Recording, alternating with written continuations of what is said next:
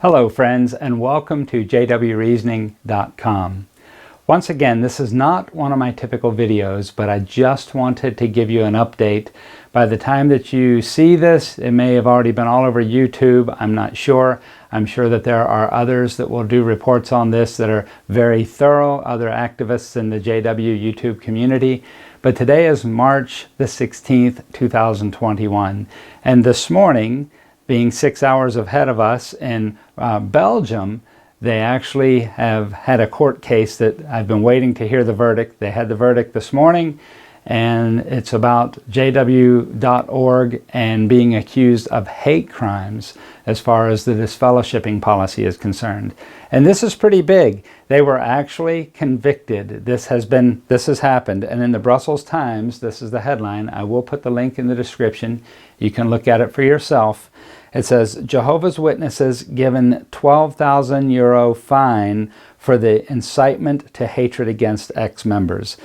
And then it reads here, it says, the court ruled that the non-profit association behind Jehovah's Witnesses is guilty of inciting discrimination and hatred or violence against former members, reports the Belgium news agency. You can read it for yourself. Now you may look at this and say, well, €12,000, that's only about 14,000 US dollars or so. And it doesn't sound like much, but one thing that I do know from a friend of mine who has been right at the root of this, he's been in on the ground floor of this whole investigation, this whole court case, is that in Belgium, when something like this happens and a fine goes out and it says €12,000, the rule of thumb is that they multiply that by 8. Which makes it about 96,000 euros, which is about $112,000 or so. Now, likely, my guess, and I don't want to put fake or false news out there, but I'm sure this would be on a per instance basis, would be what I would think. Now, don't take that to the bank, but it's just something, this is big news, because if this goes out in Europe and they start accusing the organization of hate crimes for disfellowshipping, imagine what happens if that becomes worldwide. So, this is something that's really important. A lot of you have lost family members. A lot of you have had people that you know have committed suicide over this particular thing.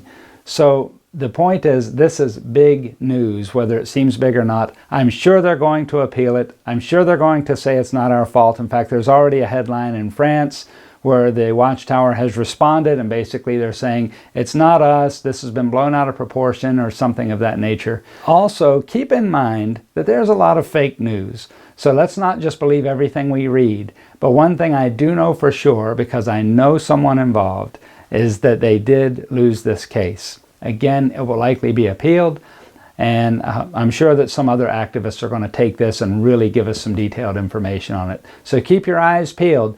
And friends, remember that salvation is not through an organization. It's through Jesus Christ. He is the way, the truth, and the life. No one comes to the Father but through Him. So please continue in your studies, and may Jehovah bless you until we come together again.